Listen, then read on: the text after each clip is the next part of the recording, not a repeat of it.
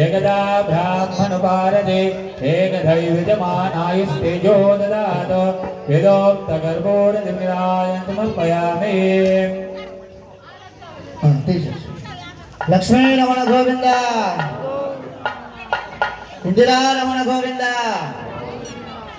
విశేషంగా స్వామివారి యొక్క కళ్యాణంలో భాగంగా మనకి ఇప్పటి వరకు జరిగినటువంటి కార్యక్రమం ఏంటి అంటే విశ్వక్సేన ఆరాధన చేసుకొని స్వామివారిని మనం ఆవాహనం చేసుకొని స్వామివారి యొక్క మూల బింబాలకు కళ్యాణంలో భాగంగా మంగళ స్నానం అంటే ఒక వధూవరుడు కళ్యాణానికి సంసిద్ధం కావాలంటే ముందుగా వాళ్లకు సుమంగళ ద్రవ్యాలతో స్నానం చేస్తే వాళ్ళు పవిత్రులు అవుతారు. కాబట్టి ఇప్పుడు స్వామివారికి విశేషమైనటువంటి మంగళ స్నానం అనేటువంటిది జరిగింది.